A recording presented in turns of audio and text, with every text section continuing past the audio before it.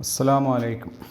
കേരളത്തിലെ അറിയപ്പെടുന്ന സൂഫി വര്യനായ ആലുവായി അബൂബക്കർ മുസ്ലിയാരുടെ അധ്യാത്മ ഗുരു എന്ന നിലക്കാണ് കാളത്തോട് കമ്മുക്കുട്ടി മുസ്ലിയാരെ ഞാൻ ആദ്യമായിട്ട് കേൾക്കുന്നത്.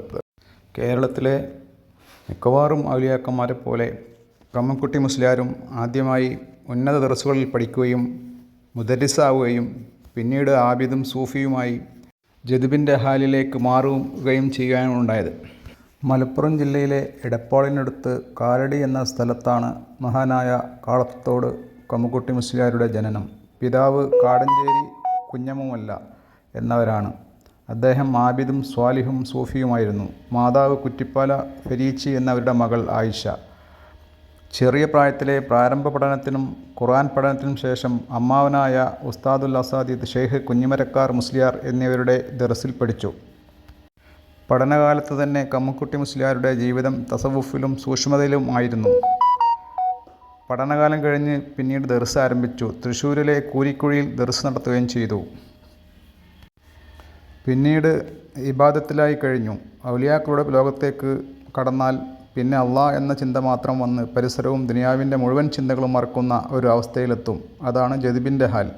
കമ്മുക്കുട്ടി മുസ്ലിയാർ ആ അവസ്ഥയിലെത്തിയാണ് തൃശ്ശൂരിൽ കാണപ്പെടുന്നത്.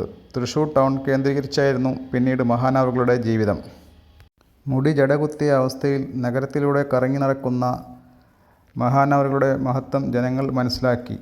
ടൗണിലുള്ള ചെട്ടിയങ്ങാടി പള്ളിയിലും കൊക്കാല പള്ളിയിലും അവർ താമസിച്ചു വന്നു. പള്ളിക്ക് സമീപത്തുള്ള അരിക്കാരുടെ വീട്ടിലായിരുന്നു താമസം.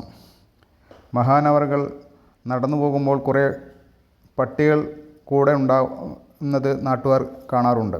കൊക്കാലപ്പള്ളിയിലെ ഇമാമുമായി ഉപ്പാപ്പാക്ക് വലിയ സ്നേഹമായിരുന്നു. ഒരിക്കൽ മഹാനവറുകൾ ഇമാമിന് ഒരു മേൽമുണ്ട് ഹദിയ നൽകി. അക്കാലത്ത് തൃശ്ശൂരിൽ ഈ സാധനം കിട്ടുമായിരുന്നില്ല. വിലപിടിപ്പുള്ള മുണ്ടായിരുന്നു. ഉപ്പാപ്പ കോയമ്പത്തൂരിൽ പോകാതെ ഈ മുണ്ട് എങ്ങനെ ഇവിടെ എത്തിച്ചു എന്നതിൽ ഇമാമും ജനങ്ങളും അത്ഭുതപ്പെട്ടു. കാരണം അക്കാലത്ത് കോയമ്പത്തൂർ മാത്രമേ ഇത്തരത്തിലുള്ള വസ്ത്രം കിട്ടുമായിരുന്നുള്ളൂ. മറ്റൊരിക്കൽ ഇമാമുമായി സംസാരിച്ചു കൊണ്ടിരിക്കുമ്പോൾ പെട്ടെന്ന് മഹാൻ അപ്രത്യക്ഷനായി. ഉടനെ തന്നെ പ്രത്യക്ഷനാവുകയും ചെയ്തു. എന്നിട്ട് അദ്ദേഹം പറഞ്ഞു, ഇത് മക്കാമുൽ ഫനാ ആണ്, അതായത് ഔലിയാക്കൾക്കുള്ള പവറാണ് കാണിച്ചതാണ് എന്ന് അദ്ദേഹത്തോട് പറഞ്ഞു. ഒരിക്കൽ തൃശ്ശൂരിലെ ക്രിസ്ത്യാനിയായ ഒരാൾക്ക് ശക്തമായ വയറുവേദന ഉണ്ടായി. പല ഡോക്ടർമാരെയും ചികിത്സിച്ചിട്ടും വേദന മാറിയില്ല. അത് ഉപ്പാപ്പ വയറിന് ശക്തമായ ഒരു അടി കൊടുത്തു. അതോടുകൂടി വയറുവേദന സുഖപ്പെട്ടു.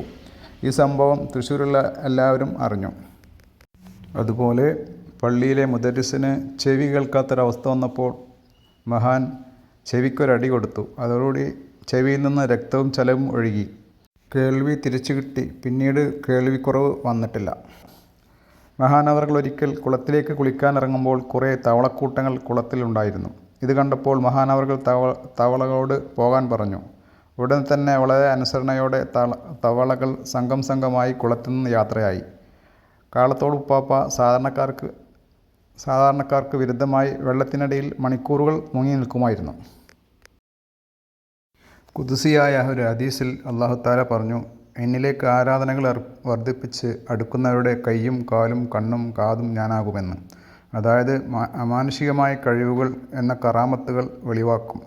അവർ ഉദ്ദേശിച്ച കാര്യങ്ങൾ അറിയുവാനും സാധാരണഗതിയിൽ ഒരു മനുഷ്യന് എത്തിപ്പെടാൻ പറ്റാത്ത സ്ഥലങ്ങളിൽ എത്തിപ്പെടാനും കഴിയും. മഹാനായ ഉപ്പാപ്പ ഒരു ഹജ്ജിൻ്റെ വേളയിൽ തൃശ്ശൂരിൽ തന്നെ ഉണ്ടായിരുന്നു. ഹജ്ജിന് പുറപ്പെട്ടതായി ആർക്കും വിവരമില്ല. പക്ഷേ ആ വർഷം ഹജ്ജിന് പോയ ആളുകൾ അറഫയിൽ വെച്ച് ഉപ്പാപ്പയെ കണ്ടു. അതേസമയം തന്നെ ഉപ്പാപ്പ തൃശ്ശൂരിലുമുണ്ട്. ഇത് മഹാനവറുകളുടെ ഒരു കറാമത്തായിരുന്നു. അബ്ദാലിങ്ങൾ എന്നറിയപ്പെടുന്നവർക്കാണ് ഈ അവസ്ഥ വരാറ്. കേരളത്തിലെ അനവധി മഹാന്മാരുടെ ചരിത്രത്തിൽ ഈ അവസ്ഥ കാണപ്പെട്ടിട്ടുണ്ട്. തൃശ്ശൂർ നഗരത്തിലെ കടകളിൽ കാളത്തോട് ഉപ്പാപ്പ കയറി ഇറങ്ങും. അവിടെ നിന്ന് വേണ്ടത് എടുക്കും. ഉപ്പാപ്പയുടെ മഹത്വം അറിയുന്ന കട ഉടമകൾ മേശയുടെ വലിപ്പ് തുറന്ന് വേണ്ടത് എടുത്തോളൂ എന്ന മട്ടിൽ സന്തോഷത്തോടെ തുറന്നു കൊടുക്കും. പലരും എൻ്റെ കടയിൽ ഉപ്പാപ്പ ഒന്ന് കയറിയിരുന്നെങ്കിൽ എന്ന് ആശിച്ചിരുന്നു. കാരണം ഉപ്പാപ്പ കയറിയ കടകൾ പിന്നെ ബർക്കത്ത് നിറഞ്ഞതും വിജയിച്ചതുമാണ്. അതേസമയം ഉപ്പാപ്പയെ മനസ്സിലാക്കാതെ ചില ആളുകൾ കടകളിൽ നിന്ന് മോശമായി പെരുമാറി അവർക്കെല്ലാം വലിയ പ്രയാസങ്ങൾ അനുഭവിക്കേണ്ടി വന്നിട്ടുണ്ട്. ചക്കാളോസ് തുണിക്കടയിൽ നിന്ന് മോശമായി പെരുമാറിയപ്പോൾ ചക്കോളാസ് നിന്ന് കട നിന്ന് കത്തി എന്നും ഉപ്പാപ്പയെ കണ്ട് പൊരുത്തപ്പെടിച്ചപ്പോൾ തീ അണഞ്ഞു എന്നും അതുപോലെ തന്നെ തൻ്റെ കടയിൽ ഉപ്പാപ്പ വന്നപ്പോൾ ഒരു യാചകൻ്റെ പരിഗണന പോലും കൊടുക്കാതെ പോയി തൂങ്ങിച്ചത്തൂടെ എന്ന് പറഞ്ഞ കടക്കാരൻ പിറ്റേ ദിവസം കടയിൽ വന്നപ്പോൾ കാണുന്നത് ഉപ്പാപ്പ കയറുപോലുമില്ലാതെ കടയിൽ തൂങ്ങിക്കിടക്കുന്നതും നാട്ടുകാരെ അമ്പരപ്പിച്ചു. ഒരിക്കൽ മഹാൻ കൈ കാണിച്ച ബസ് നിർത്താതെ പോവുകയും പിന്നീട് ബസ് നിന്നുപോയി ഓടിക്കാൻ പറ്റാത്ത സാഹചര്യം വന്നപ്പോൾ ഉപ്പാപ്പയെ കൊണ്ട് പൊരുത്തപ്പെടിക്കുകയും പൊരുത്തപ്പെട്ട ശേഷമാണ് ബസ് എടുക്കാൻ സാധിച്ചതെന്നും നിരവധി നാട്ടുകാരിൽ നിന്നും മനസ്സിലാക്കാൻ കഴിയുന്നു.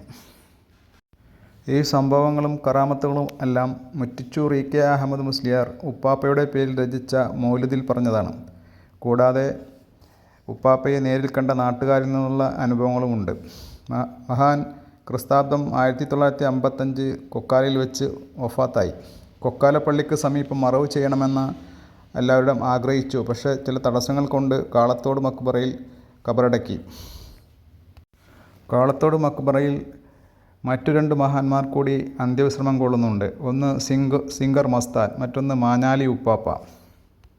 സിംഗർ മസ്താൻ ചെട്ടിയങ്ങാടി പള്ളിയിൽ ഇബാദത്തിലായി കൂടിയിരുന്ന മഹാനാണ്. അദ്ദേഹം കാളത്തോട് ഉപ്പാപ്പയുടെ അടുത്ത ആളുമായിരുന്നു. അദ്ദേഹത്തിൻ്റെ ആവശ്യപ്രകാരം ആണ് കാളത്തോട് ഉപ്പാപ്പയുടെ തൊട്ടുചാരെ അദ്ദേഹത്തെ കബറടക്കിയത്. മീസാൻ കല്ലിൽ 1959 എന്ന് കാണിക്കുന്നുണ്ട്. മാഞ്ഞാലി ഉപ്പാപ്പയുടെ കബറിടം കാളത്തോട് മസ്ജിദിൻ്റെ തെക്ക് വശത്താണ്. അല്പം കെട്ടിപ്പൊക്കിയ കബറാണ് ഇത്. കാളത്തോട് ഉപ്പാപ്പയുടെ ഹയാത്ത് കാലത്ത് ആരെങ്കിലും ഉപ്പാപ്പയോട് അടുത്ത് ചെന്ന് വല്ല വിഷമവും പറഞ്ഞാൽ മാഞ്ഞാലി ഉപ്പാപ്പയുടെ ഖബർ സിയാറത്ത് ചെയ്ത് വിഷമങ്ങൾ പറയാൻ കാളത്തോട് ഉപ്പാപ്പ നിർദ്ദേശിക്കുമായിരുന്നത്രേ. അള്ളാഹു ഈ മഹാന്മാരുടെ ബർക്കത്ത് കൊണ്ട് നമ്മെ ഇരുലോകത്തും വിജയികളിൽ ഉൾപ്പെടുത്തട്ടെ. ആമീൻ. പള്ളിയുടെ തെക്ക് ഭാഗത്തായി ഉപേക്ഷിക്കപ്പെട്ട നിലയിൽ പുരാതനമായൊരു കുളമുണ്ട്. അതിൻ്റെ അവസ്ഥ കണ്ടപ്പോൾ അത് നന്നായി സംരക്ഷിക്കപ്പെട്ടിരുന്നെങ്കിൽ എന്ന് ആശിച്ചുപോയി.